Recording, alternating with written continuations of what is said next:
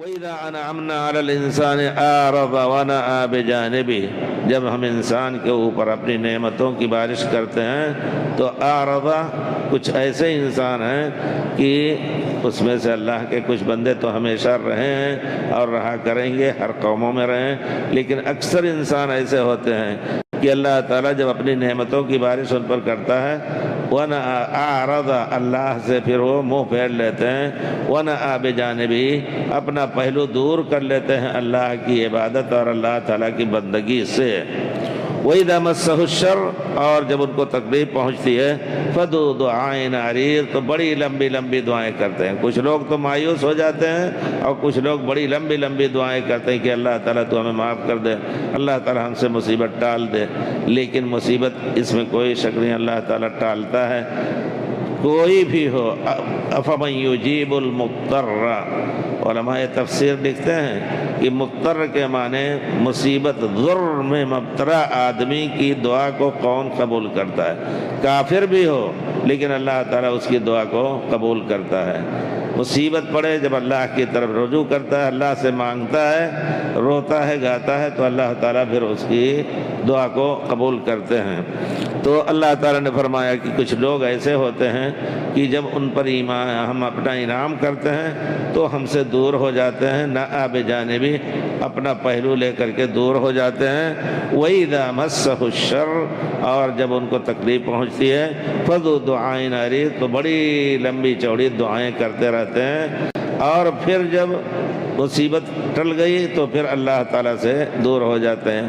حالانکہ ایک مسلمان کو چاہیے کہ ہر حال میں اللہ کے ساتھ اس کی زندگی گزرے، ایک ایک سانس اس کی اللہ کے شکر میں گزرے، اللہ کی، اور مصیبت آئے تو صبر میں گزرے۔ لیکن انسانی فطرت ہے، یہ ایک عام بات ہے، یہاں تک کہ خود انسانوں کو آپس میں دیکھیے، بھائی بھائی ہوتے ہیں، دور رہتے ہیں،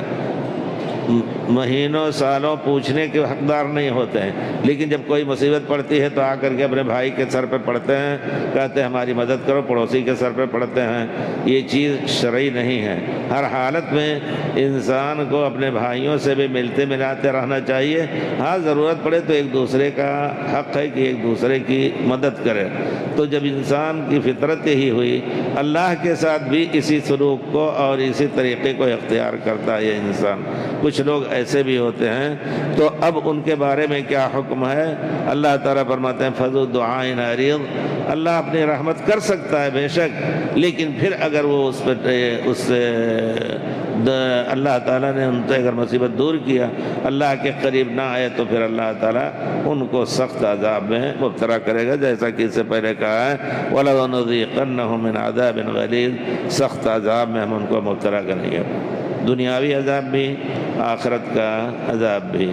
اور اتنا جان لینا چاہیے کہ جتنی مصیبتیں انسان پہ آتی ہیں وہ ان کی اپنی کمی، غلطی اور اللہ کی نافرمانی کی بنا پر مصیبتیں آتی ہیں۔ اور پیارے رسول کا زمانہ سب سے مبارک، پیارے رسول کا وجود مبارک لوگوں کے سامنے، لیکن مسلمانوں نے معمولی غلطی کی تو فوراً اللہ نے ان کو وہاں سبق سکھایا۔ غزوہ احد کے موقع پر پیارے رسول نے حکم دیا کہ تم لوگ یہاں سے ٹلنا نہیں، لیکن تھوڑی سی غلطی ہوئی، جیتی ہوئی جنگ جو ہے وہ شکست میں بدل گئی۔ اسی طرح غزوہ حنین کے موقع پر جب مکہ فتح ہوا تو 10,000 کی فوج لے کر کے پیارے رسول مدینے سے آئے تھے اور مکے کو فتح کیا، مکے کے لوگ آپ کے ہاتھ کے نیچے ہو گئے۔ پھر خبر لگی کہ طائف اور حنین کے لوگ اکٹھا ہو کر کے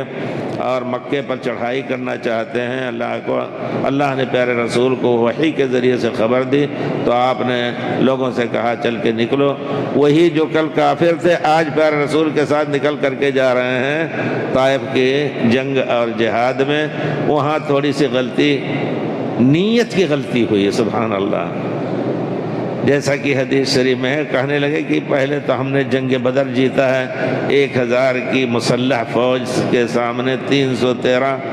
اور اسی طرح جنگ احزاب جیتا ہے۔ لن نغلب اليوم من قلہ، آج ہمارے یہاں قلت کی شکایت نہیں کہ ہم کم ہیں، ہمارے پاس آدمی بھی زیادہ ہیں، ہمارے پاس ہتھیار، گھوڑے، اونٹ بھی زیادہ ہیں۔ اب ہم مغلوب نہیں ہوں گے، غالب ہی ہوں گے۔ اتنی نیت جو ہے یا اتنی بات اللہ کو ناپسند آئی، کیونکہ آدمی ہر حالت میں اللہ کی رحمت کا محتاج ہے۔ اللہ اسی وجہ سے پیارے رسول کی ایک خاص دعا ہوا کرتی تھی، اللہم لا تکلنی الی نفسی طرفۃ عین، اے اللہ تعالیٰ پلک جھپکتے تک بھی معمولی سیکنڈ میں بھی مجھے اپنے نفس کے حوالے نہ چھوڑ، یعنی اپنی مدد سے دور کر کے اپنے نفس کے حوالے نہ چھوڑ۔ اب جب کہہ دیا انہوں نے کہ لن نغلب اليوم من قلہ، اب قلت کی شکایت نہیں ہے، ہم مغلوب نہیں ہوں گے، غالب ہی ہوں گے۔ اللہ نے اپنی مدد چھوڑ دی، بس اور جب مٹ بھیڑ ہوئے تو پھر پہلے واحلے میں مسلمان بھاگے، پیارے رسول کو بھی چھوڑ کر کے بھاگے، چند لوگ رہ گئے پیارے رسول کے قریب، تو پیارے رسول آگے بڑھ رہے ہیں اونٹنی پر، حضرت عباس آپ کے چچا ساتھ تھے، ابو سفیان تھے ساتھ میں، ابو سفیان بن الحارث وہ بھی ساتھ تھے۔ ان کو کہا عباس کو، نادی اصحاب السمرہ، جنہوں نے حدیبیہ کے موقع پر بیعت کی تھی جہاد کی، کہاں بھاگے جا رہے ہیں، پکارو ان کو۔ پکارا تو جیسے بکری گائے اپنے بچے کی طرف دوڑ کے آتی ہے، اس طرح سے دوڑ کے آئے اور پھر جان توڑ کوشش کی، الحمدللہ جہاد کیا، پھر اس کے بعد کامیاب ہوئے۔ تو تھوڑی غلطی پیارے رسول کے ہوتے ہوئے بھی اللہ تعالیٰ نے مسلمانوں کو گویا ایک اسلام کی تاریخ بتانے کے لیے کہ تمہارے ساتھ اللہ کی مدد اس وقت رہے گی جب تک اللہ کے سامنے تم اللہ سے مدد طلب کرتے رہو گے، ذرا سا تم نے اگر خلاف کیا تو پھر فوراً تمہاری پکڑ ہوگی۔ اب اس حالات میں جو حالات چل رہے ہیں مسلمانوں کے، یقیناً دیکھنا ہے، بار بار میں یہ کہتا ہوں کہ دو رائے تو ہو ہی نہیں سکتی کہ یہ مسلمانوں کے بدعمالیوں کے نتیجے میں پوری دنیا کے مسلمانوں کو، دنیا کے جتنے غیر مسلم ہیں سب حقیر سے حقیر سمجھ رہے ہیں،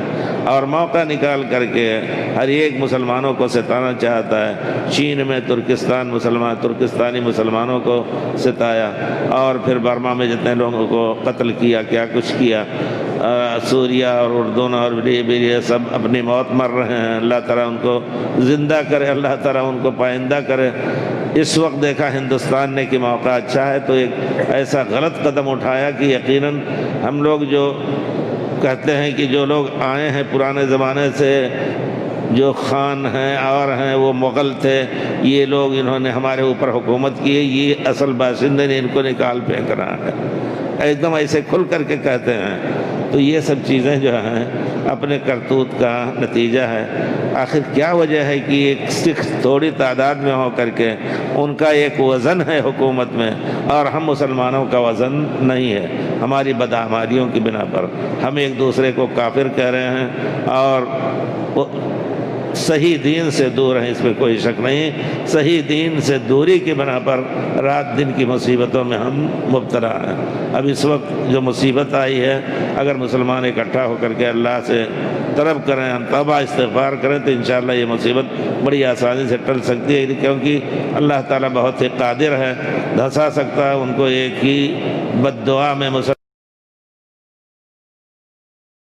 کے۔ لیکن ہم اس لائق تو بنیں کہ اللہ تعالیٰ ہماری دعائیں قبول کرے۔ ہم اگر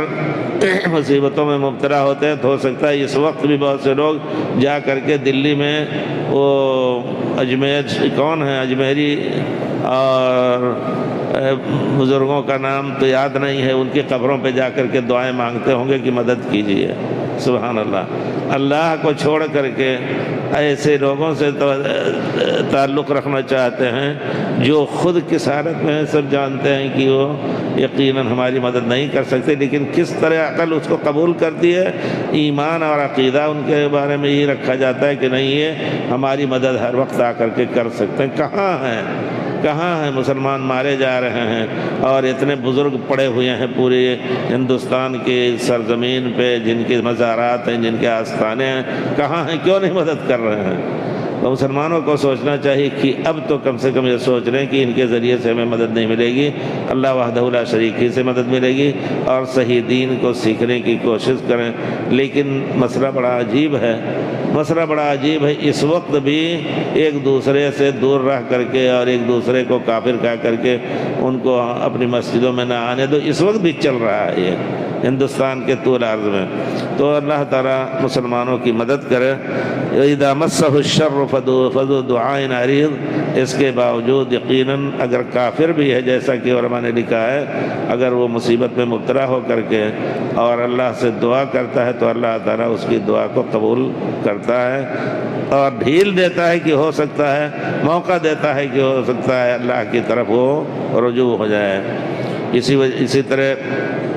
حدیث شریف میں کہ پیارے رسول نے فرمایا، حضرت معاذ کو کہا کہ دیکھو جا کر کے ان کو، یمن کے لوگوں کو کہو کہ لا الہ الا اللہ کا اقرار کریں، اگر لا الہ الا اللہ کا اقرار کر لیتے ہیں تو ان سے 5 نماز پڑھنے کی طلب کرو، اگر 5 وقت کی نماز پڑھ رہے ہیں تو ان سے کہو کہ تم سے زکوٰۃ لی جائے گی اور تمہارے ہی غریبوں میں خرچ کیا جائے گا۔ وَإِيَّاكَ وَكَرَائِمَ أَمْوَالِهِمْ، ان کے کرائم اموال، اچھے مال کی زکوٰۃ نہ لو، اونچے سے اونچے متوسط مال سے لو، نہ گھٹیا مال سے اور نہ اچھے سے اچھے مال سے، متوسط مال سے زکوٰۃ لو ورنہ ظلم ہو جائے گا۔ وَاتَّقِ دَعْوَةَ الْمَظْلُومِ فَإِنَّهُ لَيْسَ بَيْنَهَا وَبَيْنَ اللَّهِ حِجَابٌ، مظلوم کی بد دعا سے بچو کیونکہ اللہ اور اس کے درمیان کوئی پردہ نہیں ہے۔ اس کی تفسیر شرح میں بھی علماء نے لکھا ہے کہ اگر کافر کے اوپر بھی ظلم کیا جاتا ہے تو اللہ تعالیٰ کافر کی بد دعا کو بھی قبول کرتا ہے اور گویا اللہ سے اگر مانگتا ہے تو اللہ تعالیٰ اس کو موقع دیتا ہے کہ تم نے کفر کیا، اس کے باوجود ہم تمہاری مدد کر رہے ہیں، لیکن آئندہ تم اپنے ایمان اور اپنے عقیدے کو ٹھیک کر لو۔